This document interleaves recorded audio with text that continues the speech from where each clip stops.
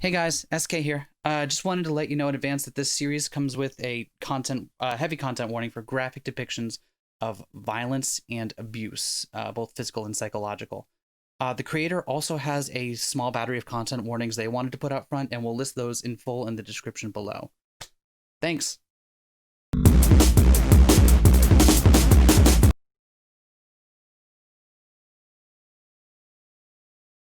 My eyes opened. I didn't know what time it was. When I sat up, pain rocketed through my body, forcing me to lay down again. Someone changed my bandages. In the hallway outside my room, shuffling and low voices could be heard. I focused on those voices, straining my ears to hear. What now, Dad? Where's the head? Mercies. I couldn't completely understand them. I sat up a little in my bed as best I could to hear better. My best ended up being shuffling up so that my head rested against the headboard. Yeah.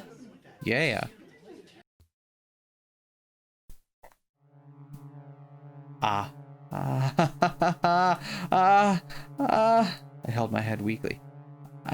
The stairs. No. Tears brimmed in my eyes, but never spilled, as if they were too exhausted to fall. What's going to happen to me? Crime. I'm going to die. They're going to stab me with those poles again. I'm going to die. Again, I felt fear. After sustaining those injuries, I was given a harsh reminder why I didn't want to feel anything anymore.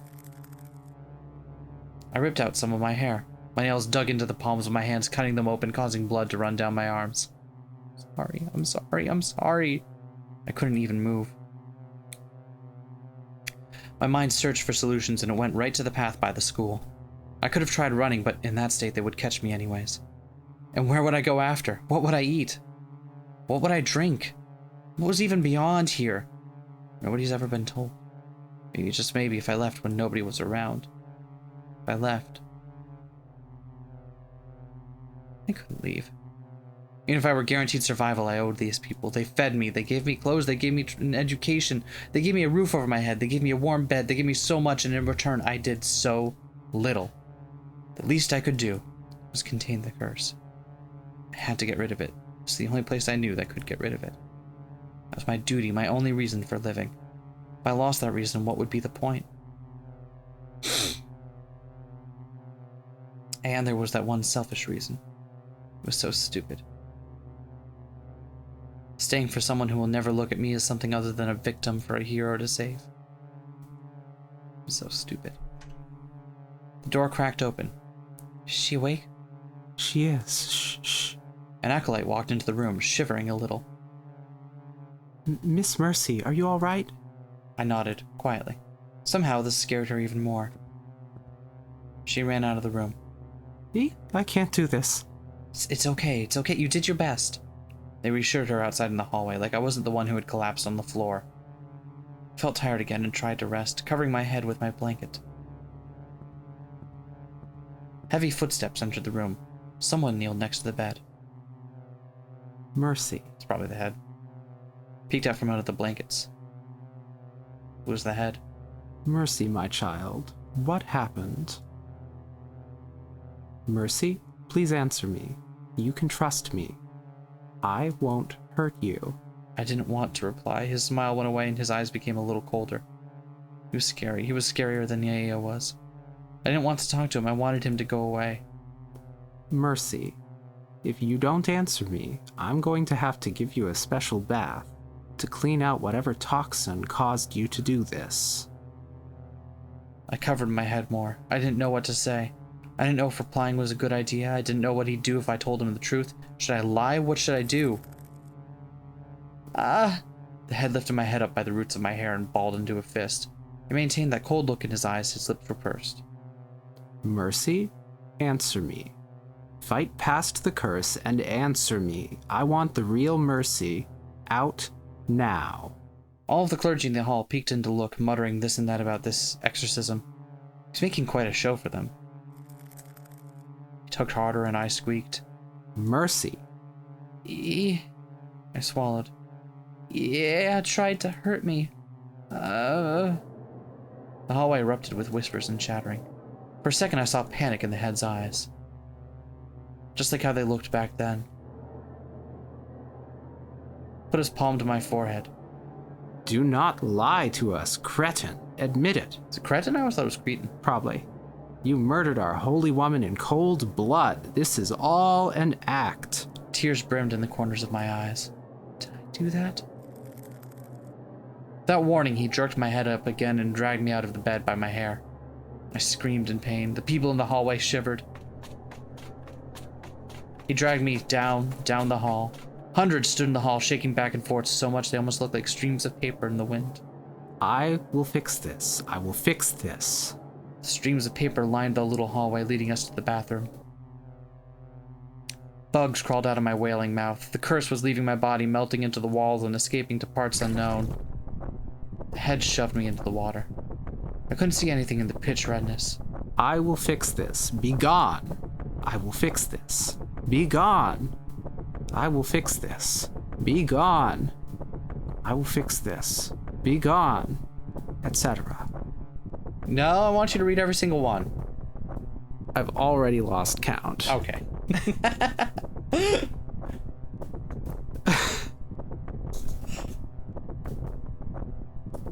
That's a lot of I will fix this begons. And it continues. Goodness gracious. Be gone, be gone, be gone, be gone, be gone. Be Joan. Bajane. There it is. You can read or? Are they gone? They're gone. You have to be good for me, Mercy. You have to obey, or else I'm in big fucking trouble. I thought I told you this the first time you acted up. Do you have any idea what a pain in the ass it is dealing with all of this? Why can't you just be a good little freak and act like the punching bag you are? All she would have done was just smack you around. You just got poles rammed into your body, for fuck's sake. You can take another 5 or 6 hits from some woman in a fancy dress. I can't believe you. I've never met someone as ungrateful as you. I really should have killed you. You're lucky I've been so nice to you. Don't tell anyone about this. Nobody's going to believe you anyways. Nobody ever believes you when you say anything. I bet someone's already running their mouth off about how you killed a religious figurehead. Whatever happens to you now, you deserve it. Think about it. Yea had her bad moments, but she went so far as to clean you up every time that little shit Faust turned you into a used dish rag. You could have just waited for her to be nice again. You're so damn impatient, I can't stand it. I warned you, after I had Naomi killed, that if you ever fucked up again, things would get worse. I won't kill you, even though everyone's itching to see it happen. I can still wring a few uses out of you. Luckily for you, no matter how many times you get the shit beaten out of you, you can always come home to get patched up. I'm a damn miracle worker, remember? You'll be good as new for the next round. Can you breathe? No? That's too bad. Now say you're sorry. I'm sorry. Is it ever going to end? I'm so tired.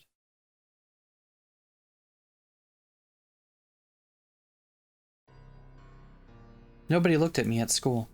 Or rather, nobody looked at me like I was even human anymore. The head announced that Yaya had died in mysterious circumstances during the morning drinking. Oh.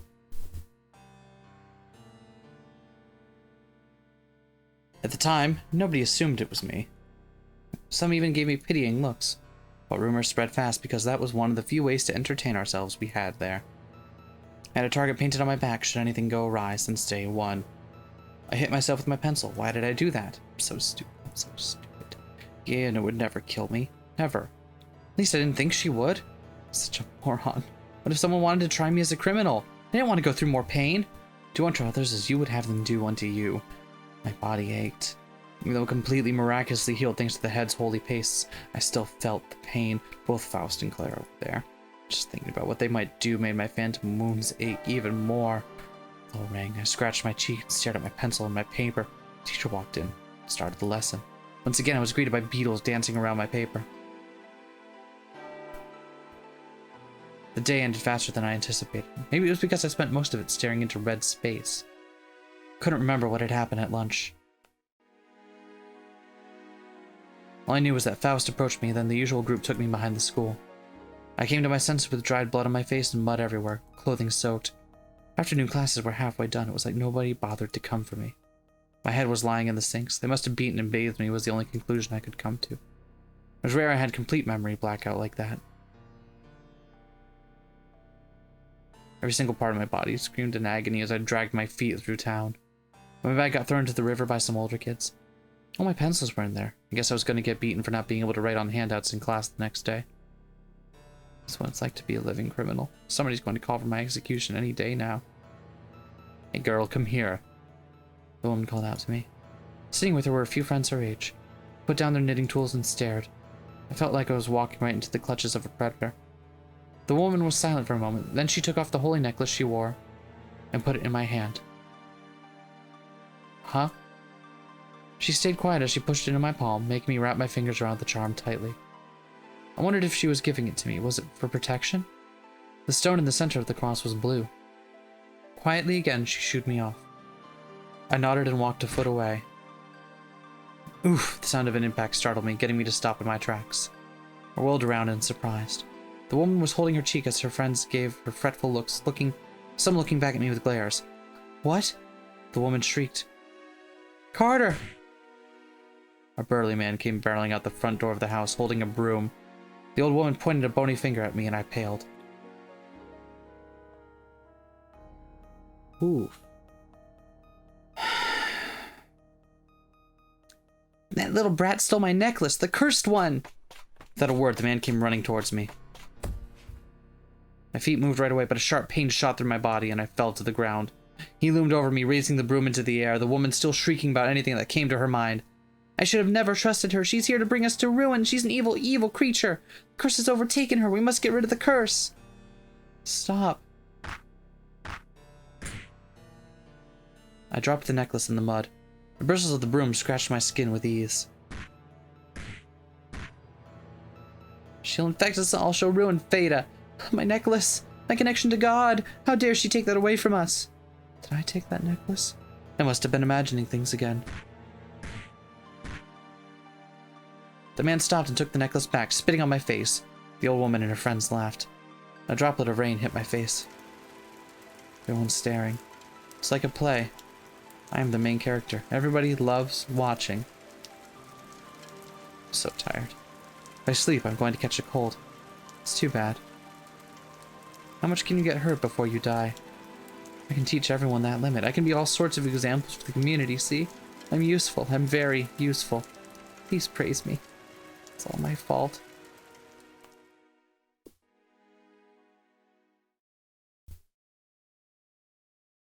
Wake up, Mercy. Oh, that's probably the head.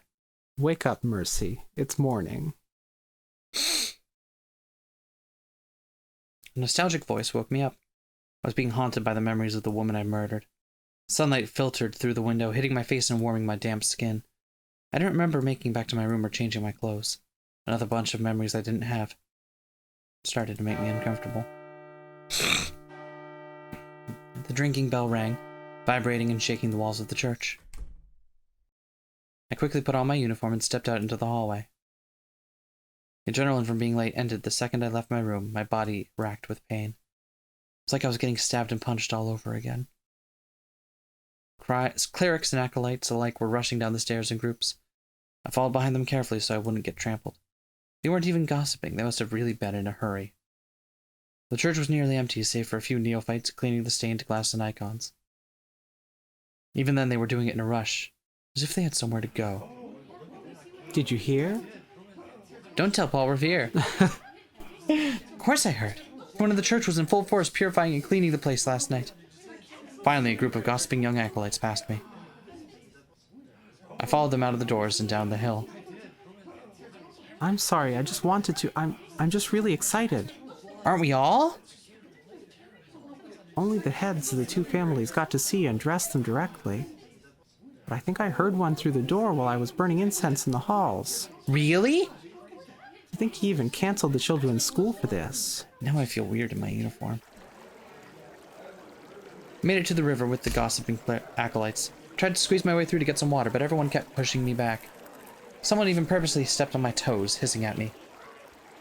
You're going nowhere near the platform. You hear, murderer? Platform? Oh, they must have brought out that platform. The crowd hushed. I got on my tiptoes to see. The head priest was making his way through the crowd, walking over the bridge and towards the platform, the barrier head and the explosive head and 2 lumps under a white cloak. My legs gave out. I only caught that glimpse and nothing more. The 2 lumps under the cloth got on the platform. Along with the help of the bridge's arc, they were tall enough to be seen over the crowd. The head priest's booming voice echoed across the whole town. My dear citizens, we have been given a gift. God, the divine holiness itself, has rushed to replace what we've lost. We are still loved in its eyes. Fret not. The crowd muttered with a mix of excitement and disbelief. The disbelief primarily came from the younger voices. Behold!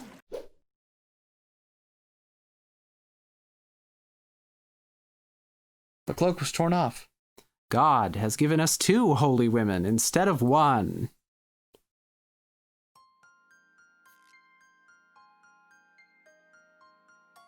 On the platform under that cloak were 2 beautiful young girls who seemed to be as old as me.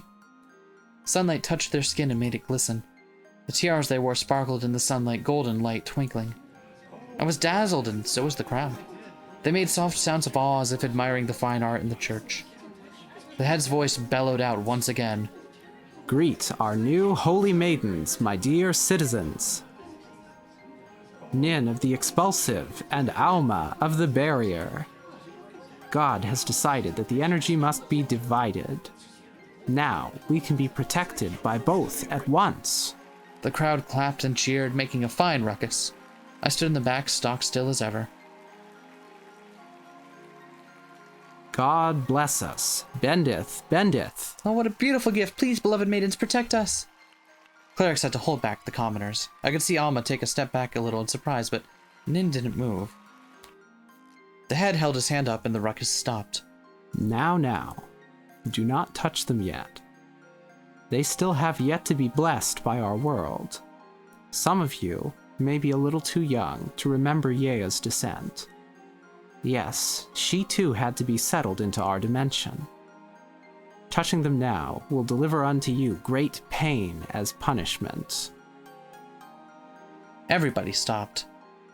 Because they are so young, we've planned to let them go to the school in the 9th class.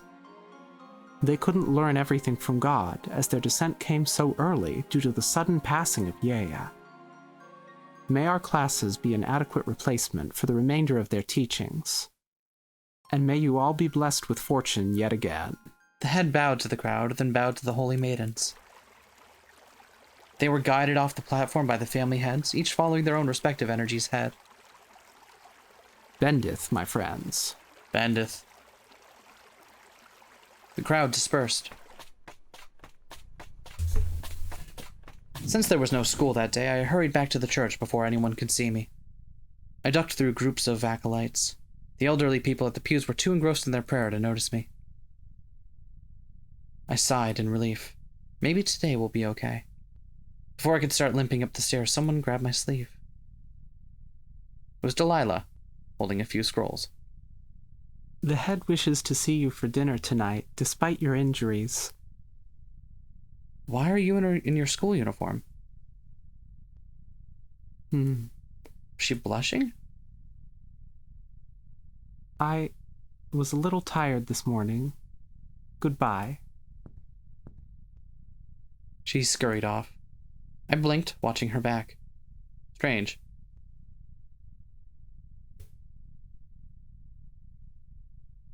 I didn't realize I fell asleep until someone came and woke me up for dinner.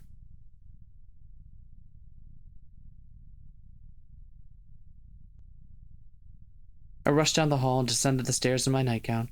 Considering how exhausted I was, what I considered rushing was slightly faster than limping. My feet ached. Just ahead of me were the holy maidens, unaccompanied by others. Were they already purified? I caught up to them and reached my hand out. The explosive one, Nin, slapped my hand away. Stay away from us. We don't have the time to deal with mother killers. Come on, Alma. Keep her behind us. That's how it works here. Oh, that's interesting. We heard Yea say the names Nina and Angelica. We now have Nin and Alma, and they seem to be getting used to the names still. Oh, fuck. Yeah, you're right. And they're calling us explicitly a mother killer. Yeah. Whew! They were told about me, too. I entered the dining room, my head hung low. Just as I was about to sit at the table, the head spoke. Oh no, young lady, don't sit there. We have a special seat for you tonight. He motioned towards the floor. A single plate with beans sat there. I sat down in front of the plate. Good girl. Their hands joined in prayer for their meal. I, too, put my hands together and prayed along with them, quietly. Bend it. Our spoons clanked simultaneously as we picked them up and ate our meals. Well, the 2 bites done by cold beans, a quiet voice spoke up. Does she really have to sit there? It was the barrier one, Alma. She seemed upset by me being there, nervously frowning. Did she not realize I killed her predecessor? The head priest gave her a curious look while Nin glared at her. Leave it be, Alma. It's not the time for that. But on the floor? Is that really necessary? Maiden Alma. Yeah, that's me. Alma swallowed and stared at her plate. She moved the beans around with her spoon. I understand you want to protect the people of this town. However, please understand that this girl's case is quite special. Her curse's antidote is not kindness. But why does it have to be so... Your predecessor chose a detached approach. Why not try that? She didn't reply to the head's interruption. They went back to eating dinner without further conversation, but I stared at my plate. Why did it have to be this way? Was it really that bad? I didn't know why I hadn't questioned it until then. The night continued without incident, aside from the occasional worried glances Alma would give me when we passed in the halls.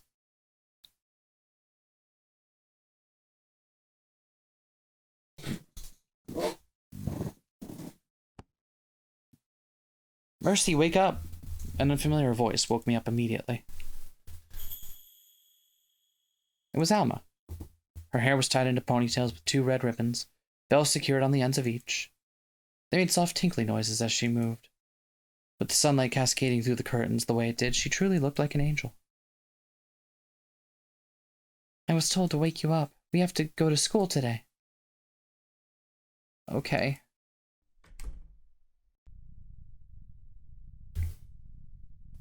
She left, and I dressed and joined her in the hall. Nin was there too, dressed up as well, intentionally straying her gaze away from me. Come on, Alma. If we don't hurry, we'll be late for the morning thing. She only acknowledged her twin. I looked down at the floor and sighed. The dirt on the path down the hill was damp from all the rain. My shoes sank into the muck, the earth sticking to my soles. Nin and Alma didn't speak. They only looked ahead of themselves silently. There was no interest in the scenery around them, nor any interest in making idle conversation. Like they'd known each other for years, despite being born yesterday. I swallowed the saliva in my mouth just to have something to do. When we approached the river, people noticed us immediately, dropping their ladles and running up to the girls. The elderly got on their knees and gripped at their skirts. Oh, beloved Nin! Lady Alma, your hair is so soft. Their indifferent expressions changed to small smiles to suit the situation. They stood there like statues of worship. Some people gave me glares for daring to stand near them. Discomfort bubbled up within me, and I sipped away to get a drink with a dropped ladle. Nin cleared her throat. We must go now. We need to learn. It's an important duty we've been entrusted with, considering our premature birth.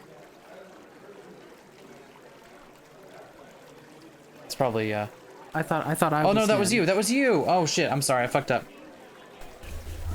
Do you wanna read your line that I read? No, that's already read. Okay, fine. Oh, but wouldn't it hurt to stay just a little longer? No, and Alma, let's go. Fine. The two girls walked off, and I quickly followed. Do you really think we'd let you? I felt a wrinkly hand grab my ankle and yelped. We're not letting it happen again.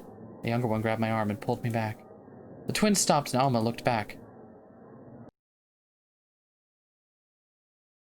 Let her go.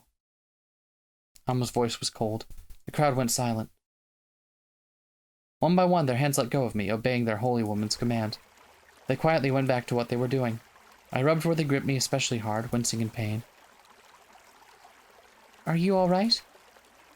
Alma's voice was warm and concerned. It was just like last night. Nin sighed and started walking again. Come on, let's go. We hurriedly followed Nin and reached the school. Like magic, the girls went back to their mechanical selves as they approached the entrance. You couldn't have another couple scenes without me showing up. Faust at the top of the stairs noticed a center, pointing us out to his friends. Oh, it's the holy ladies. Look at them, guys, aren't they cute? Come on, man, don't say that. They're like pure and divine or whatever. Yeah, they look a little creepy too, like dolls. Shut up, you know what I mean. We came up the stairs. Faust ran backwards until he was next to Nin, grinning at her. His friends giggled. What's up, your holy explosiveness? Expulsive. She wasn't even looking at him directly. Tried to get into her line of sight, but she never acknowledged his presence, not even with a glance. Whatever. Say, are you two going to school again? The head asked us to, because we're so young. Wow, to think the great god of everything can shit out an unfinished product. What's it like being half-baked? It was an emergency. Please stop talking to me.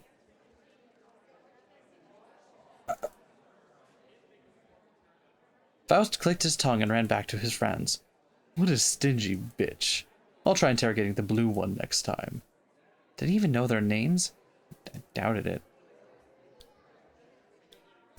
Nin let out a huff of air from her nose in irritation. We entered the 9th classroom. Students huddled around the maidens, loudly talking amongst themselves. Being behind the twins, I had nowhere to squeeze in and forced to go through the same thing as them. Wow, she's pretty. Her skin's so clear. Look, their hair is so silky. You're right, it's like feeling church robes. As they continued to play with their hair, I grimaced. The two in front were the same girls who fawned over Delilah, too. Seemed they were attracted to women with power and beauty. Wait. Couldn't say they weren't pretty, especially Alma, but how could they just abandon Delilah like that? That was petty. The bell rang, and a teacher entered. She ushered us into our seats and told us to hush. Kids still muttered here and there about Alma and Nin. I chose seats far in the back since the last row was the only one with empty seats. Some people intentionally moved back a seat to be with them before the teacher chided them and forced them to return. I see. So this is the power of God. I did my best to pay attention in class. I still had no supplies, but I decided to try my best to remember what we'd go over. The teacher opened the massive book of scripture. Today we'll be going over a few things we've already covered for the maiden's sake, using popcorn reading. Immediately, the entire class groaned. Hey, this is important! Be quick. Be so ungrateful when God has been so kind lately. Delilah, please read about the daily drinks. Understood. Delilah opened her book, clearing her throat. And so the holy woman declared that if the children wished to join her in holiness, they would have to drink from the holy river every morn and every eve. The purifying waters of the river coursed through their body. No evil remained. Thank you. Oh, sorry. Sorry, that's the teacher. Thank you. Samson, the next verse. Delilah sat while Faust's lanky friend stood abruptly, scratching his neck. Yeah, what page again? 54. This should be child's play for you, and yet... Sorry, I'm not good with page numbers. Come on, Teach. Give the guy a break. Faust, I don't want to hear anything from you, of all people. You still mad about that thing with the whole God isn't real speech from 2 weeks ago? My bad. I didn't know you held grudges. That's a sin, right? You little. By the way, when is this town going to grow a spine? Hear me out on my theory about survival of the fittest. Faust started a large speech questioning the meaning of ethics for seemingly no reason, angering the teacher further. Well, you see, really this whole thing is about ethics in video game journalism. Why won't you debate me? Isn't this the open...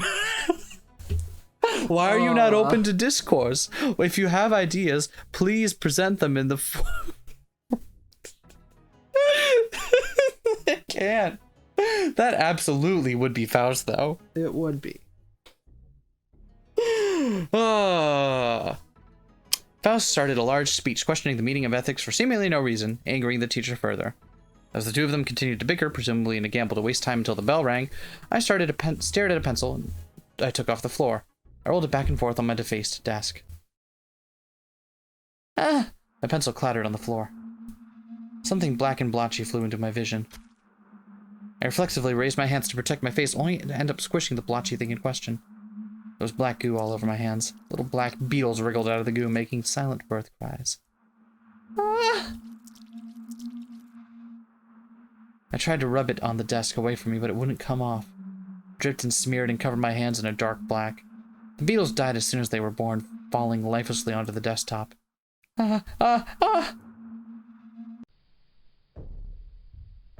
What the hell is her now? Oh, great, not again. Mercy? Delilah's voice. It wouldn't come off. She... Another vision. The teacher grabbed my arm and twisted it. Her hand, too, was black and blotchy. Inky branches grew from it and wrapped around me. Again? That chick is... Weirdo. What if we're... Her... More! Children, back. Room... Maybe if... She'll... Shut up.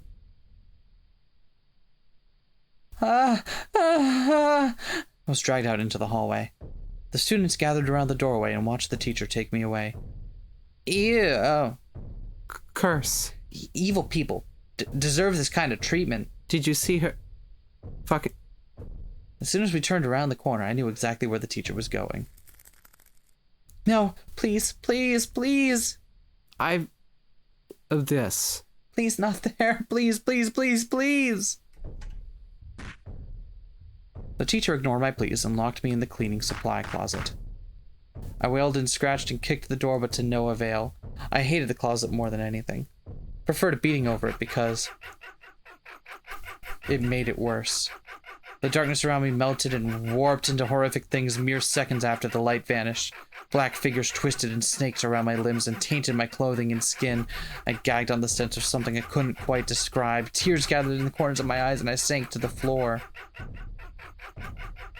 I closed my eyes and covered my ears. I whimpered. The shadows laughed even more at my pathetic form.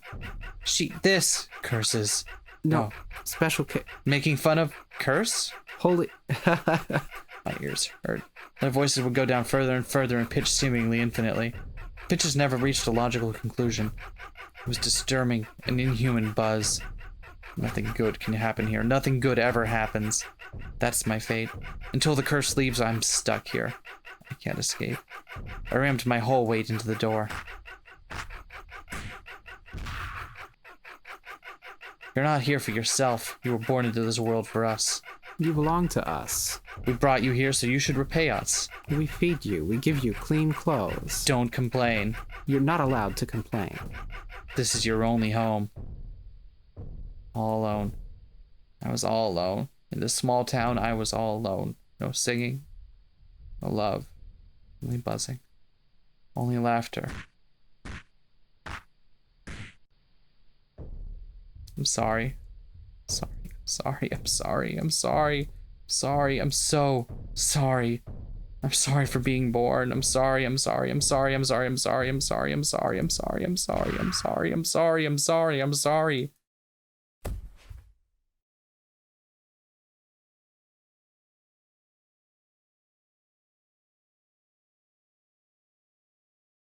The desk felt like a pillow. At some point, someone finally unlocked the door, and I was forced to stand outside for the rest of the day. I was allowed back in when the final bell rang. Lying there, I didn't even care that the sun was setting or that class has been over for an hour. I just wanted to sleep. Bells tinkled. Quiet voice came from someone standing in front of my desk. I knew that voice. My eyes shot open in surprise. Slowly, I looked at the person in front of me.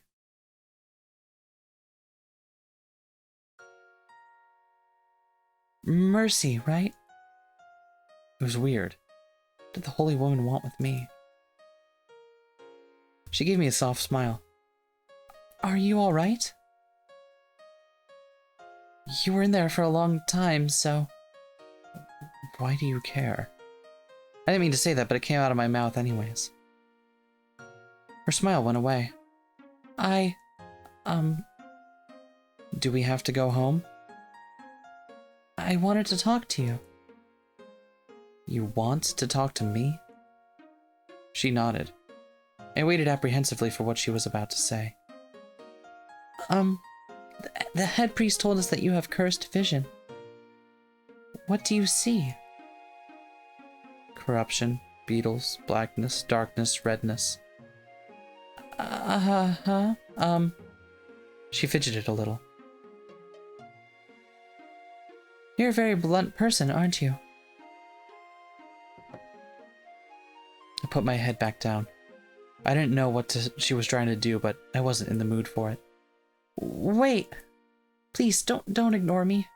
I'm not going to hurt you. I raised my head again, a little more curious now. Considering the things she'd done for me recently, I was sure she must have been telling the truth.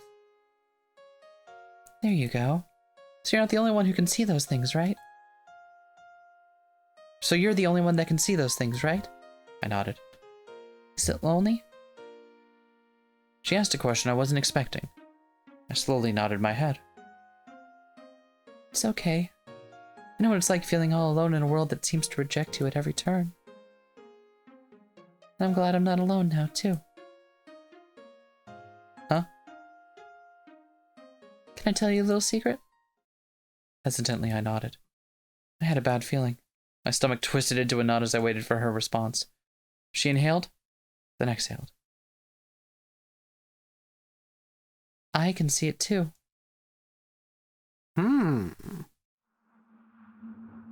Huh? What? So don't feel alone. Uneasy feelings gathered in the pit of my stomach. A pure blessing descended from God shouldn't have been seeing those sort of things. No, maybe it was possible. But that would mean... something's wrong with the town. Huh? You're right. Everyone is so cruel to you. Huh? Everyone keeps telling me to stay away from you and stop being so nice to you, and I don't understand it. Aren't we supposed to, protect all of you? It's not fair. For a divine being, she sure was uncertain of herself. Must have been due to her premature descent, or she was disturbed by what she was seeing. Just like me. I'm here to serve a purpose. Everyone is. Oh, no, that's that. I'm here to serve a purpose. Everyone is, that's it. Doesn't matter whether it's fair or not. It does. You're getting hurt. Shouldn't that be enough for you to question that purpose? She was right. So, I'll protect you. Even if nobody else in this town wants me to. Protect me? Something inside me swelled. It was a different happiness from what I was used to. Rather than being temporary and uncertain, I'm safe for now became, I'm safe.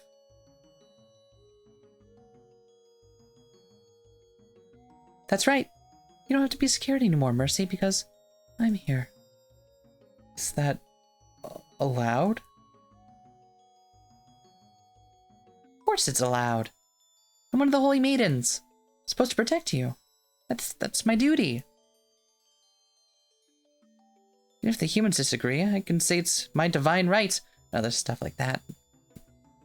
But your vision... My vision? Right, my vision. What do you want to do about it? If you're seeing things, then something bad is probably going to happen. Maybe we should go to the head priest. That eye roll. Oh, okay, no, I thought that was her rolling her eyes for a moment. I was like, well, right. No. The sudden outburst took me aback. For a brief moment, she looked scared. You mean the head? Tried telling the head, but he just told me it's probably dizziness from the mortal air or something. He did? She nodded. Oh, then I don't know what else to do. You don't? Then maybe we should try warning the citizens tomorrow. Memories of the elderly woman wailing at me flashed through my mind. You don't want to do that. Why? They'll really hurt you if you do that. The kids, too. But what? But what if something bad happens, like you said, and it's because we didn't warn them? She was right. Could we take that risk? Then, tell Delilah. Delilah? The child of the expulsive head. She takes these things very seriously. Alright then, I'll tell her. Will she really take me seriously? Yes, she's the only one who gets serious about actually trying to expel my curse, so... Our curse, Mercy? Yeah. A smile made its way onto my face. Somehow, that comforted me. I was really glad that I wasn't alone, and I could finally do something for this town for once, after all they've done for me. That's not the preposition I expected at the end of that sentence. It's getting dark. We should go home. She sounded a lot more confident than before. Alma held out her hand. I took it and tried to stand. Ah! Sharp pain shot through my body, starting at my abdomen. It threw me off balance and caused me to land right on Alma. Mercy! She stepped back in surprise, but stood her ground, holding me up with her own strength. She was stronger than I expected, considering her tiny frame. Slowly,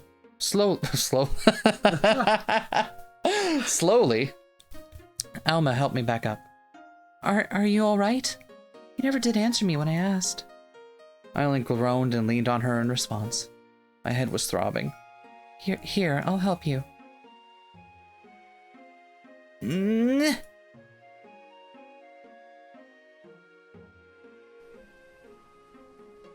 She managed to get me out of the school and onto the nearby grass fields all by herself, but it seemed like that was her limit.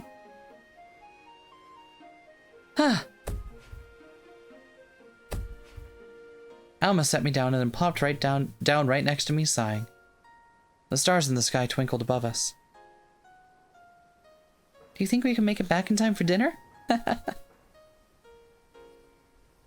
didn't answer because I wasn't sure. I anxiously thought about what the head said to me a few days ago. I'll take that as a no, then. Alma rummaged around in her pocket for something. I heard a strange crinkling noise, a little different from the sound of the bags most of our meals these days came in. Then she held out her hand to me. Here. In her hand were 4 little multicolored balls wrapped in translucent, crinkly paper. I took it and stared at it, not sure what to do with the gift. It's called Bobo. They're candy-coated peanuts. See? It says on the wrapper. Bobo. Bobot? Is this a Godot situation where it's actually not what we think it is? I'm not sure. Bobot. I'm gonna call it Bobot. After a minute of me silently staring at the gift, Alma let out a low, worried hum.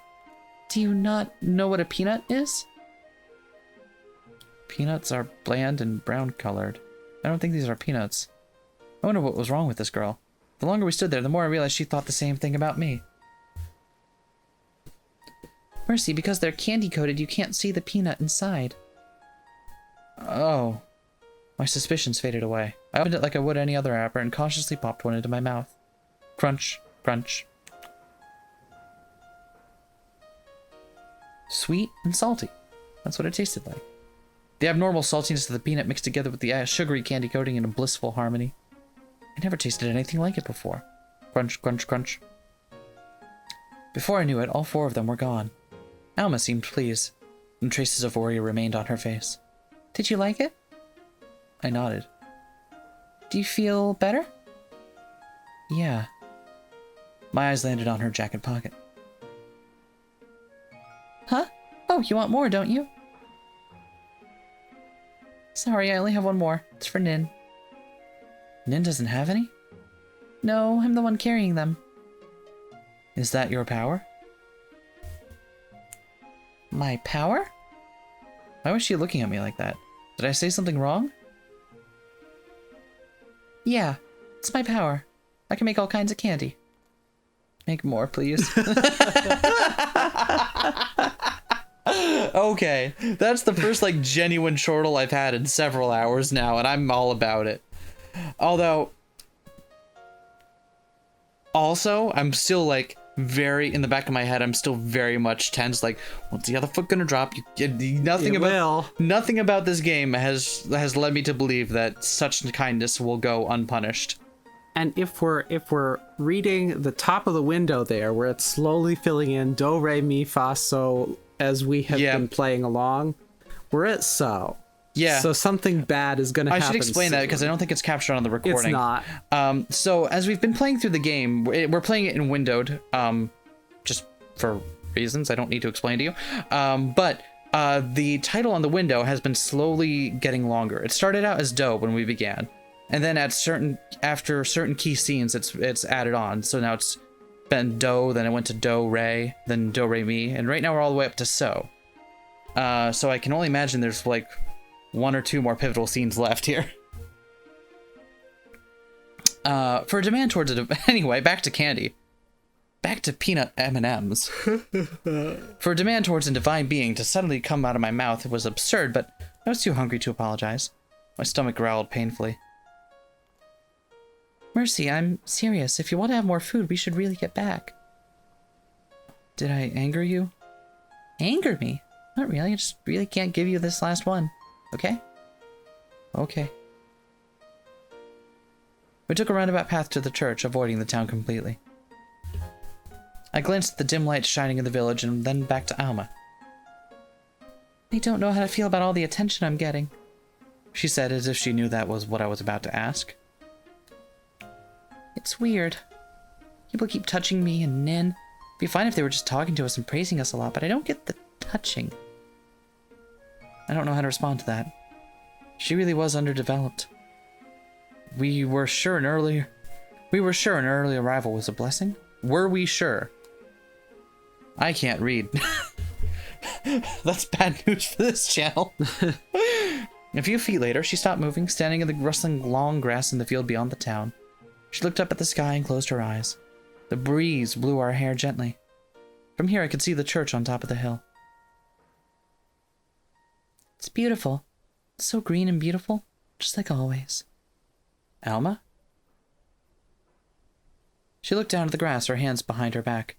She seemed incredibly sad, as if she was remembering something. Mama. It's different, but it's still beautiful outside. Did you get to see this too? Alma whispered something under her breath. Tunposamin. That song. Huh? You know it? What about it? Okay, just in case we hadn't put it together yet. Yeah. This might sound weird, but can you sing it for me? Sing it? Sure, I guess. Maybe it'll make up for the fact that I can't give you the second Bobat. Alma closed her eyes and inhaled softly, putting her hands to her chest. She hummed a few starting notes and then began.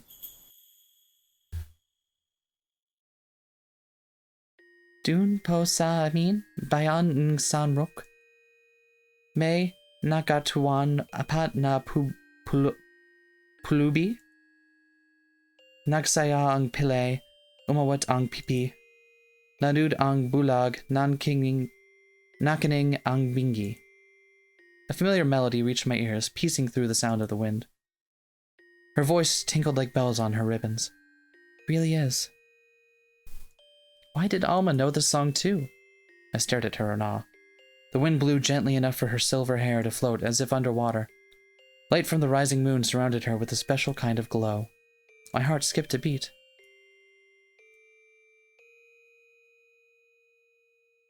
In that moment, tears started to fall from her eyes. I broke out of my trance and let out a concerned whine, but she didn't listen. Her crying began to affect the quality of the song. Each note came out with watery and warbled like it was painful for her to continue singing. Alma?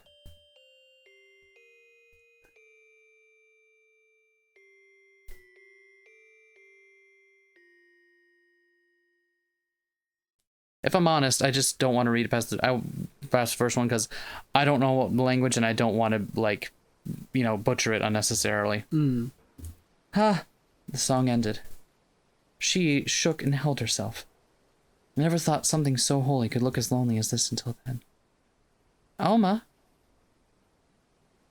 Abruptly, she snapped her head up, wiping her tears and forcing a smile. Sorry. It's a strange song, isn't it? Not sure why anyone would want to hear it, honestly.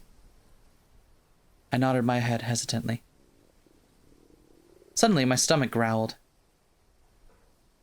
Sorry, I completely forgot you need some food. Come on, the church is right over there. Alma took my hand and I blushed. Wait, why was I blushing? I barely knew her. And besides, something about her was really scaring me. Why was she being so nice to someone like me? And yet, her warmth was so familiar. I didn't want to leave even if things turned out bad. I loved that warmth.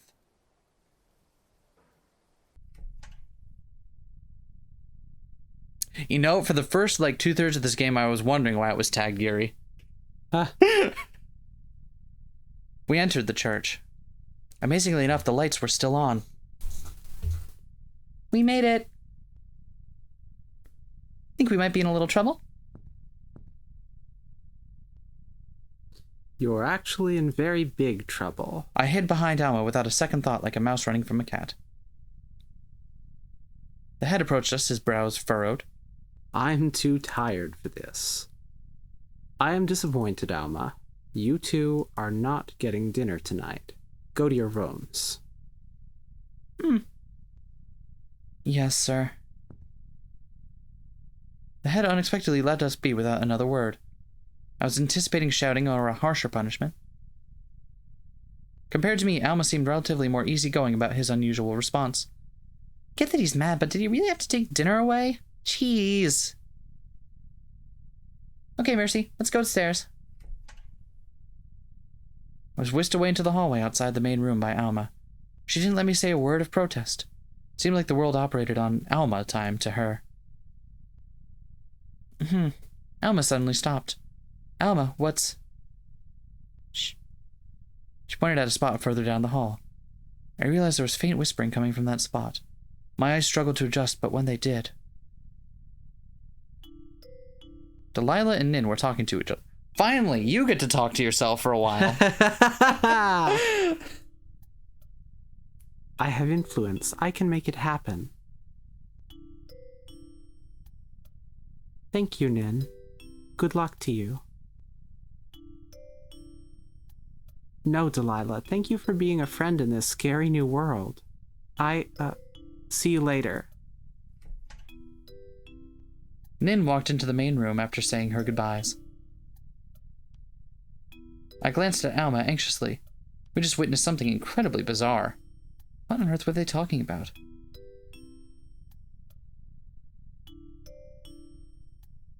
So you already figured out something, huh, Nene? Boring. Hey, Mercy, go ahead and get some sleep. I'll go talk to Delia about the curse since she's here after all. Okay. Well, that didn't last as long as I thought it was going to.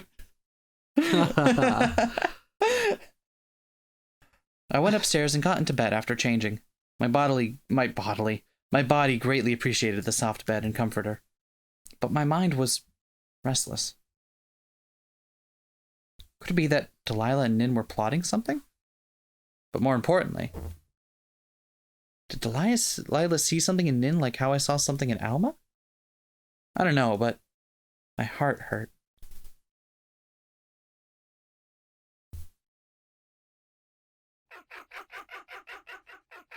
There it is. Dot wave.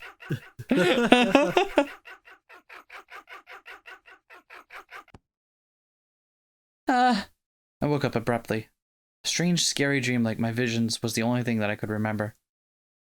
I hated bad dreams more than I hated dreams from my past. The long-lost feeling of disgust bubbled up inside me. Ugh, I hated that feeling too. Mercy! I rushed to hide under the covers. My foot kicked my pillow up, knocking over my lamp. Crash. Oops. I peeked out from under the covers to see Alma standing in front of me. You should be more careful. She pat my head while using her foot to slide the pieces of the broken lamp under my bed. I felt pathetic somehow. Alma kneeled down and looked me in the eyes. Her expression was so serious, I felt fear. I talked to Delilah. What did she say? She told me not to tell anyone. I sat up in my bed abruptly. What? What? Keeping voices in jaw. What? Alma nodded solemnly. She twiddled her thumbs and pursed her lips. Last night, after you went to sleep, she looked concerned at first, but then she got a really scary expression and told me not to tell anyone or the whole town will panic. I couldn't believe it. That Delilah, the studious, devout heir to the head of the expulsive family, thought she'd take more serious action than that. But I guess she was worried about the town falling apart. It's okay to make a scene about a worthless citizen like me, but what about a holy woman? I understand. Huh? She wants to keep order and fix it behind the scenes. There's nothing we can do about it. You're too important for this to be handled carelessly. But... Alma clenched her fists and stared at me firmly. If something happens because of the curse, everyone will just panic anyways. She was right. I scratched my chin in thought. Alma put her hands on her hips and smiled confidently. I'll tell everyone about it tomorrow during the morning drink. People listen if they respect you. She was right again, but I still wasn't sure. I'm really not sure. I don't want you to get hurt. Mercy, if we keep waiting, something bad will happen.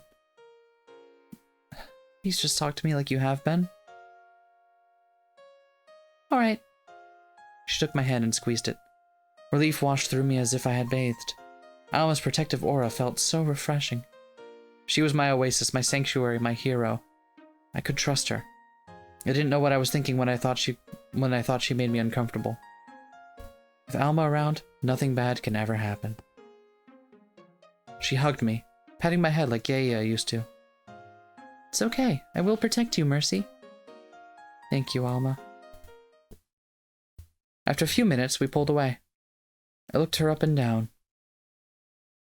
Why are you wearing your robes? Huh? Oh, well, you know, yesterday we went to school even though it was Sunday. Didn't we go because we missed school on Friday? Yeah, but Nin asked the head if everyone could take another day off. And you know what he said? Okay, so today is a free day. I turned my head towards the window. Ah, the sun was just barely rising. Alma woke me up that early? She must be really excited. Do you want to do something? I want to see more of the town. Oh, that's... I want to see more of the town. Really? Uh-huh. Then, let me get ready. Not that there was much to do. Alma left the room to give me privacy. But all I did was put some of my hair up like I always did. I didn't have any other clothes after all. Felt a little self-conscious when I looked in the mirror. I wanted to look good in front of Alma. Comparing me to her was almost unfair. The best I could do was brush my hair to look barely presentable, when she was always pretty. And she always smelled so nice. I didn't know if I was allowed to think about a holy woman that way. I might taint her if I get too close. I took longer than expected to preen myself. Huh? When I left the room, Alma was nowhere to be seen. Alma? I walked downstairs, but she wasn't there either. I even checked to see if maybe she was playing a trick on me, hiding under the pews. Was she that type of person? I don't know. She seemed a little playful to me, but she wasn't there either. Huh? The space between the bottom of the pew and the floor, I spotted someone's feet. They walked out of view, and then it came towards the front. I heard something that sounded like the rustling of a sack. I kept hidden behind the pews. There was a strange, quiet, beeping noise. Then a loud metallic sound came from the front. I poked my head out. The top of someone's head quickly disappeared beneath an opened trap door. I got up and snuck over to the front. The trapdoor was just big enough to fit 2 people, hidden in a little corner at the back of the stage. The red carpet covering the stage had been rolled up, the pulpit wheeled off of it. Inside the trapdoor was a ladder. Only the very top could be seen while the rest disappeared into the darkness. Curious, I entered the darkness. I guess. I mean, I guess. Not gonna get any backup from... Okay, just going in. All right. The ladder was actually quite short. A few feet away from me, the light could be seen. I approached the light, discovering a flight of stairs. Not wooden, hard, concrete. And the walls were covered in bizarre graffiti. Words overlapped each other. Some of it looked newer than others. Some of it was even fading. No hope, God, holy Lilith, Eve. I am Adam. These words repeated over and all over the area. They'd been written with some kind of ink. In one spot was a full sentence. I'm so sorry, baby girl. It was clearly in different handwriting. Who wrote all this? Was it a video game set designer? They do love their environmental storytelling. And I went further in. Beyond the stairs rested a small, minimalist hallway, and a door unlike any door I'd seen before. At least I assumed it was some kind of door. P3-kun? Is that you? I'm told that's a funny joke. Is that still funny? Yeah. It's very funny? Alright. Please laugh now at my reference to the game I have not finished playing. I would have mistaken it for a wall had it not been opened. Looked like something from the future. Someone forced open the 2 flat metal pieces so hard they were bent at the ends. I peeked in. Beyond this door was only a dark room with faint green lights in the back. Green space. Before I stepped in, I heard someone move some things around and I froze. I wonder. At first I thought it was the general, like, oh, Stephen King isolated community setup. But as soon as they mentioned that their food came in bags, that was what kind of got to me. Like, hold on. That's not idyllic, middle of nowhere, isolated community. Yeah. That's something else. And the whole thing with, like, oh, the head has this miraculous future technology such that Mercy is fine despite being tortured to death. Right. Like, something... I did. Something is up. I did kind of gloss over that for a moment. I'm like, maybe he's actually does have godly powers of some sort, but... It is also possible that it's not a sci-fi scenario and it is a but mystical power. Enough things are Like, no one leaves the town. I get that. Like, that, but that's used in enough, like, scenarios where I'm like, it's probably not worth it. Until... Nin, where are the other rations? Did you see them? Was that Delilah's voice? Sorry, I spoke for you again. No, sorry. I wish I knew where the lights were. And Nin's. She sounded warm and timid, like how she did last night in the hallway. I listened closely. It's all right. It's not your fault. Did you make it last night? Yeah, I think it's broken. What's going to happen now? People are going to start waking up. That's what's going to happen. And I'll put a stop to this mess. What are they talking about? I was scared. Something told me it was nothing good. I had no basis, but regardless, my intuition was pounding away at my heart, ringing like alarm bells. You really think you can do it? I can't take you and Alma back to your old lives, but I can make a new, better life for everyone. If something goes wrong, nothing will go wrong, trust me. But, Alma, I can't predict what she'll do. I know she's already got her sights set on Mercy. I guess you're right. Gotta get an actual coffee break. Maybe if I give her a little scare, she'll stop. Is that really enough? What did Nin mean she couldn't predict what Alma would do? What had Alma ever done other than be kind? This was bad. They really were gonna do something awful. My body shook.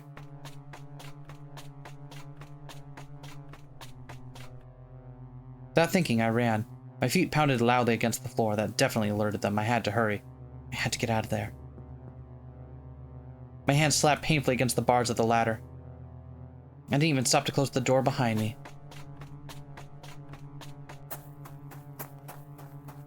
I ran out into the hall, out the back doors, and into the courtyard and hid behind a tree. My exhaustion and pain caught up with me, forcing me to kneel down and pant. I waited, and I waited. They didn't come after me. I sighed with relief. Quickly swallowed it when I saw Delilah exit into the backyard. She held a sack full of something. She looked right, then left. Oh, right. English, am I right? She looked right, then left. I couldn't tell if she was looking for me or making sure no one else saw her. Delilah walked towards the back wall and, right before my eyes, pulled bricks out to make an exit. She crawled under it, hugging the sack close to her as she did. Curiosity got the better of me again. What was in that sack? I had to know. And so I crawled under the hole myself. Delilah was only 5 feet away from me, stood very, very still. She just walked a few steps, then stopped and turned. I think that's you. Ah.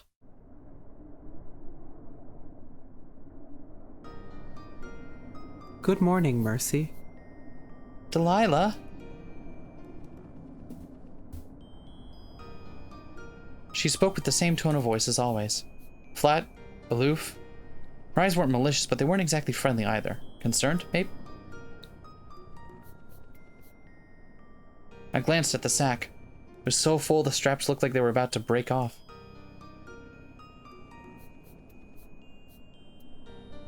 You... Me? It's nothing. Oh no, that's... we Oh, swapped. whoops. Alright, let's try that one. From the top. You. Me? It's nothing. Say, Mercy. Huh? The wind blew past us, kicking up loose blades of grass and whipping our skirts around. Don't feel guilty about things you can't fix. What? What are you talking about? Sorry. I must sound strange, huh? I have to go. Delilah? She walked off without another word. I stood there, confused, trying to comprehend her advice. I never did figure out what was in the sack. Mercy! Alma came running towards me. She held her arms out and tackled me in a hug without warning. There you are! I was looking all over for you. Ow. Oops. She stood up. Maybe you should have braced yourself a little bit more.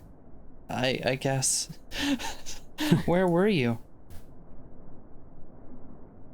Some acolyte saw me in the hall and dragged me off to go to bless the ladles since they couldn't find Nin. I haven't seen her all morning.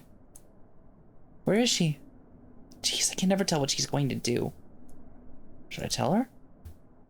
Clearly, no. I almost spotted the worry on my face. Huh? Mercy, what's wrong? Don't worry, you can tell me anything. I saw Nin. You did? She was talking to Delilah about something weird. Tell me. I told Alma everything I heard, leaving out the part about the trapdoor in the strange room. Her expression grew increasingly concerned.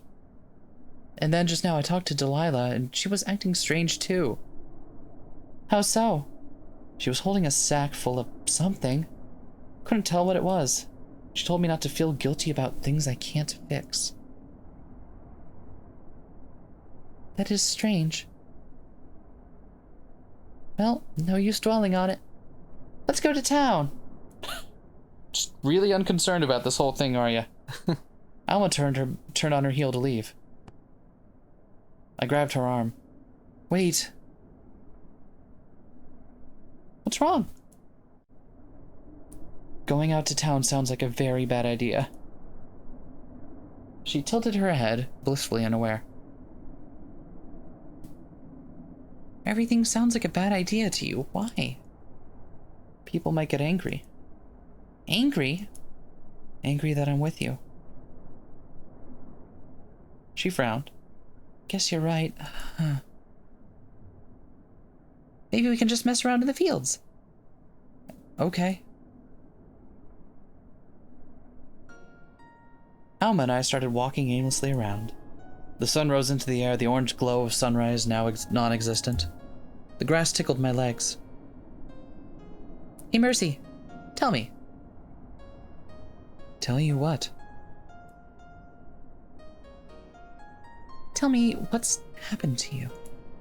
I don't know a lot about it other than the bare details. You want to know? Of course I do. We're partners. I nodded, nervously playing with the fringe of my nightgown. I'll tell you. I started with how it all began. My parents dying, the water, the curse. Alma looked at me, listening intently. I told her why it got so bad, my guilt, my obligations, how I ignored it all those years. And recently it's gotten really bad, even worse. Much, much worse. And why is that? I paused. I inhaled. I killed the last holy woman. So it's true. We just told her we killed her mom. Yeah? Probably. Alma instinctively stepped back. It stung, but I accepted it. Alma was kind. If she listened to my explanation, then she'd understand. I hung my head in shame. I panicked. I didn't know what I was doing. She started shaking me around and yelling about things I didn't understand. We're at the top of the steps. I pushed her and she fell in a bad position. Mercy, you're shaking. Sorry, I'm only explaining how I murdered someone. Someone being your mom, as it were. That someone also being your mom, probably. Why are you apologizing? Does she not know? No, she's gotta. She's gotta. Or maybe she...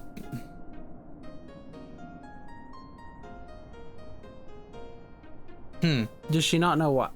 Does she not... Maybe she knew her mom... It seemed like Yaya was separated from her children for a very long time.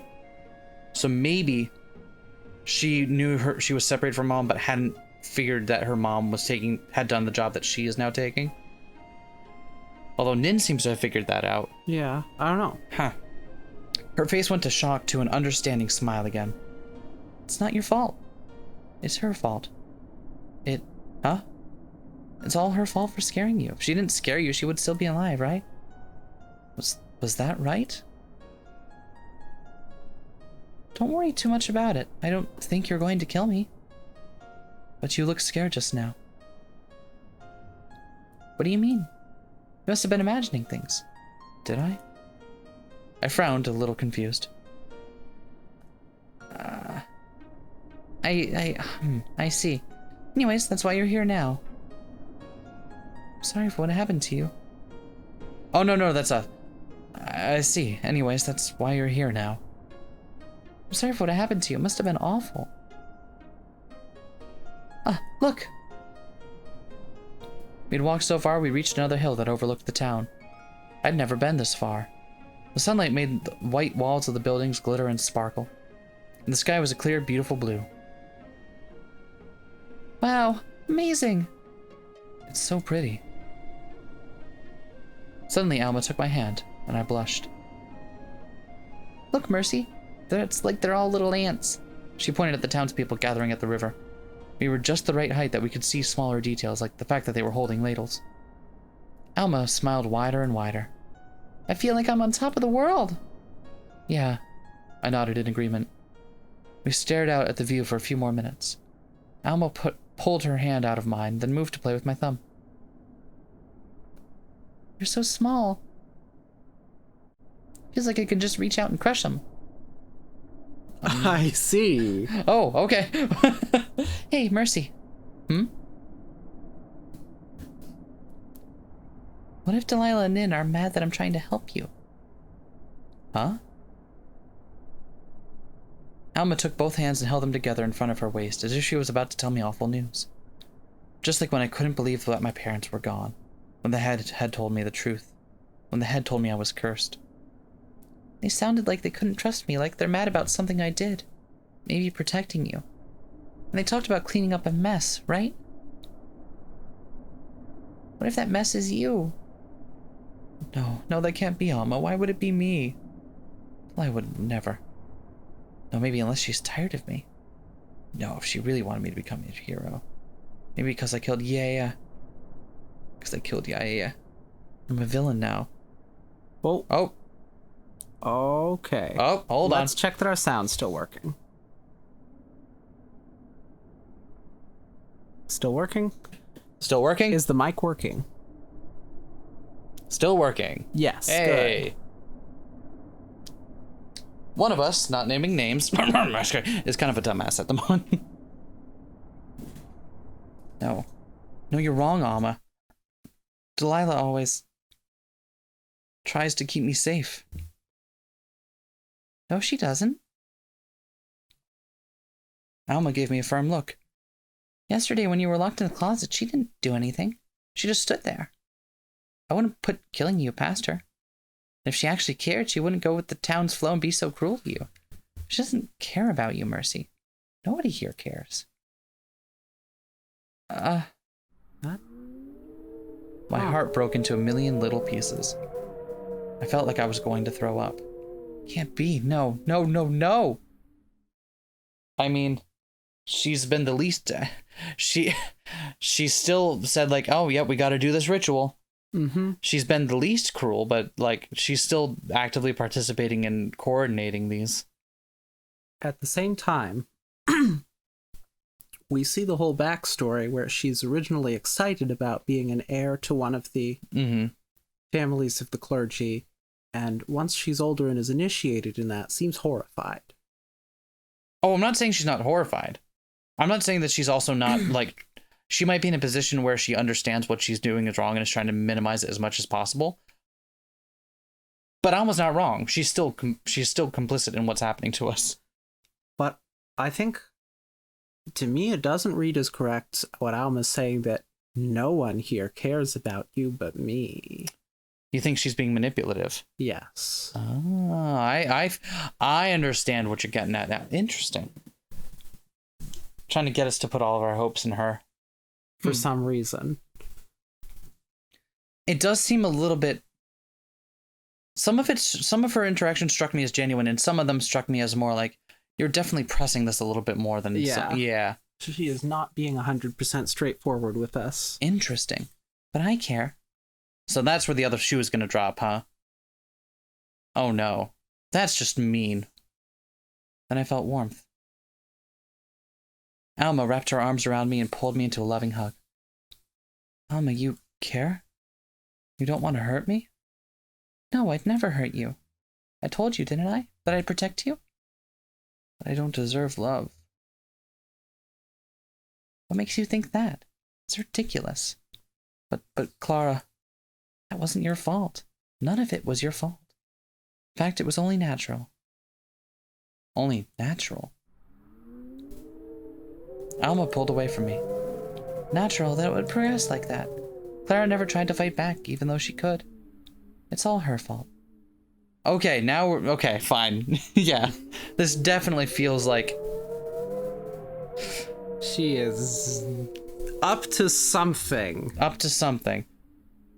And up until now, she's kind of struck me as like... Some of those explanations were like, no, that doesn't seem right, but it also seems like she just might be naive.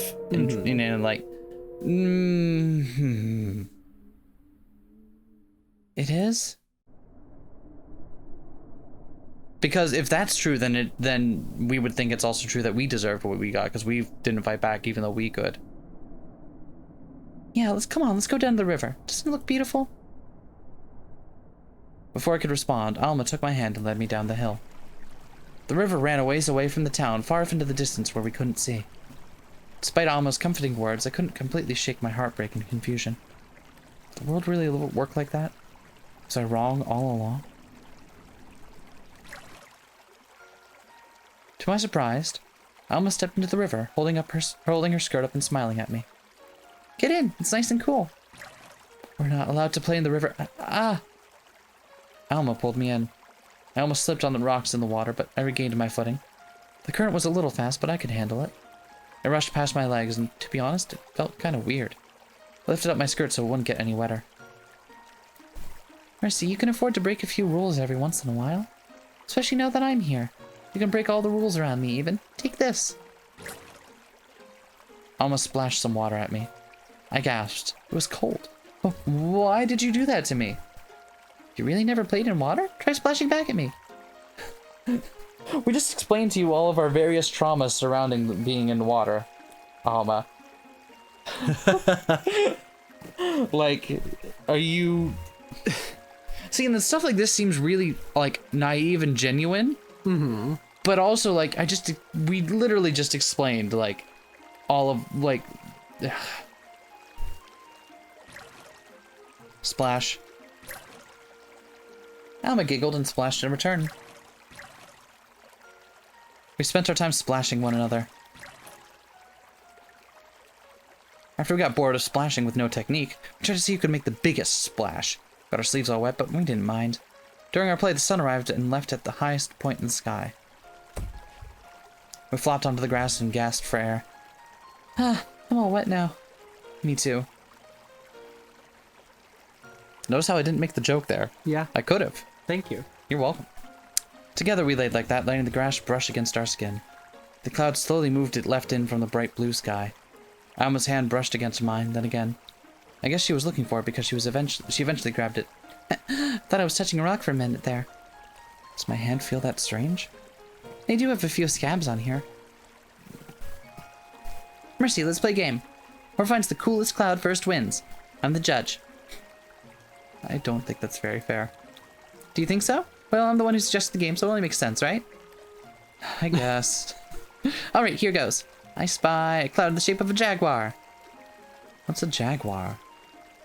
You don't know what a jaguar is? No. Alma let out a low hum filled with concern. Did they go extinct? Hey, Mercy, what animals do you know? There's only birds and insects, aren't there? Of course, but insects would survive the radiation, but... Oh, is it post-nuclear winter? Oh,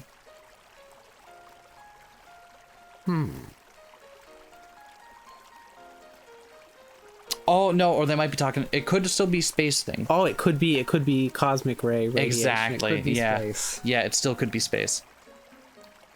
What's radiation? It's when something radiates brightly. That doesn't help. You can't define the word in terms of itself. Alma knew a lot of things. So that would make that like a bunker. Maybe. That does make more sense if it's a Fallout scenario, because that, like, that being a bunker. It could also be just like, oh, that's below the... Although, the thing that makes me think ship is still a possibility is that they've never left this very enclosed area. Yeah.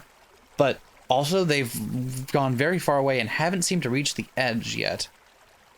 Which would be what I would expect if it was a spaceship scenario. I mean, they've stayed all this time in the area of the village and not left it by the path. But they're outside the village right now. Remember They're not outside the area that they can't leave, right? No, I thought they were. Because they're so far outside the village, they were looking down upon them. So, I didn't take it that they were that far away. Oh, okay. Maybe I'm just interpreting it wrong, but whatever. Anyway, after the awkward exchange, we went silent. We enjoyed the sound of the breeze and the river rushing near our feet. The river. Alma. I sat up and so did she. I pointed at the water. Do you notice how strange the water looks? It does look weird. Oh, no. Did you notice how strange the water looks? It does look weird. Wasn't it clear before? It's a little tinted. Purpley, almost pink. Uh-oh.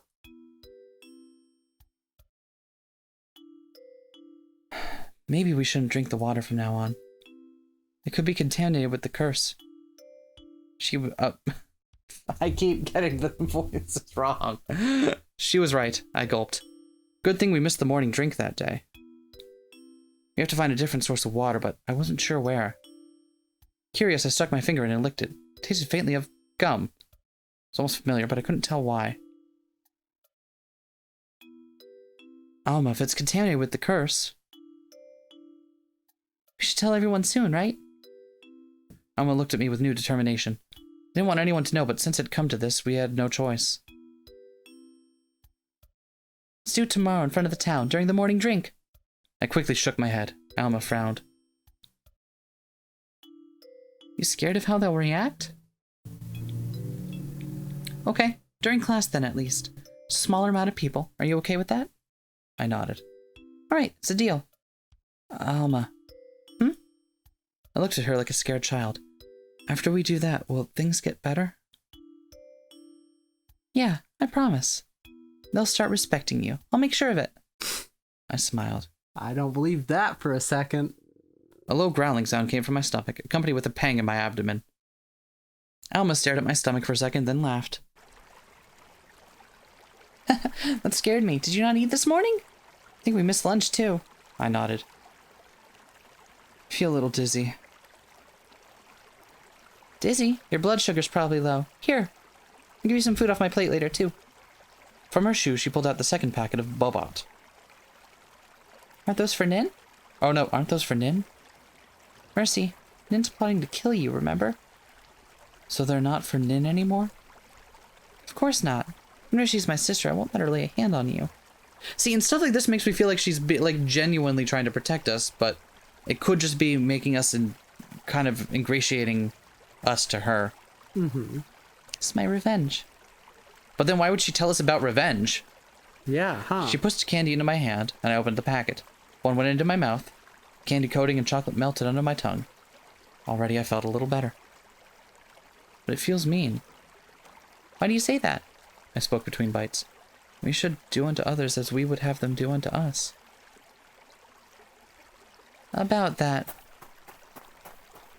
Huh? The sound of someone running through the grass interrupted Alma. They panted hard. Why are you here? I've been looking for you two all day, and... That's my Bobot, isn't it? The one you promised to give me. I hid the packet in the folds of my dress, shaking in fear. That was the last one, and you know it's my favorite candy. You're doing it again. You're being weird again, Angelica. Why? Why? I thought you'd come to your senses after all that's happened to us, but you're doing the same thing you always do. Why do you care what I do? You're so nosy. Go away. Again with that response. Why? Why? Why don't you feel any remorse? Nin looked at me, then back at Alma. What are you talking about? I really wish I knew what you were talking about, Nin. Maybe you can clarify for us. You've got Mercy all confused.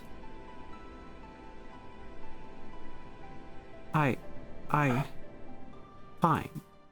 You win. Just get back to the church soon. What the shit is even going on here? Nin walked away. Alma and I sat there in silence. Wondered if Angelica was some kind of nickname. Honestly, she can be so annoying. The two of us got up and started walking back to the town. A question that had been on my mind ever since yesterday popped into my head. Alma, that song you were singing yesterday. You mean Dun Posa Amin? Uh-huh, what does it mean? It's a nonsense song. A nonsense song? My mom used to sing it to us all the time. It's a little outdated, though. I mean, before we were born. In the divine world. It means that not everything is as it seems. How? Well, it tells about a town that doesn't exist, where a crippled man is dancing as a mute man sings. The blind man watches, the deaf man listens. The rest of the verses don't make sense either. If you listen to it without thinking, you'd think it was a nice song about a happy little town. I see. I would imagine that a holy woman will learn songs from the scripture, but I must have been wrong. Alma knew a lot of things.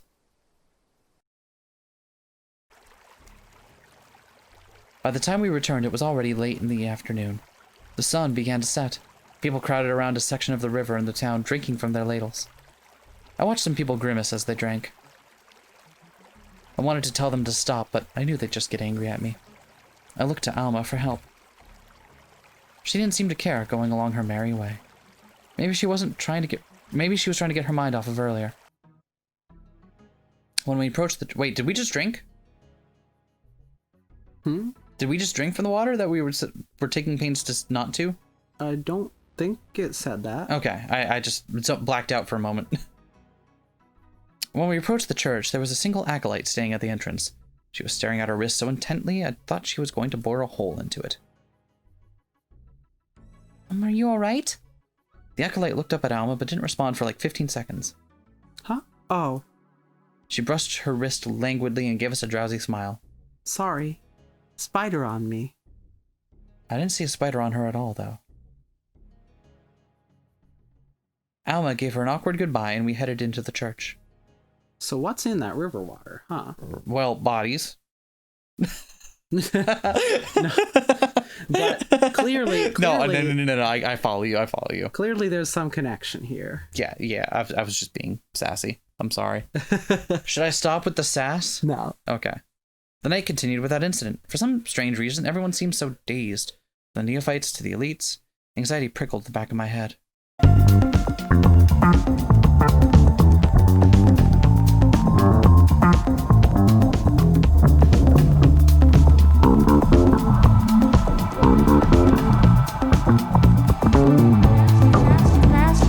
Smash that like, comment and subscribe.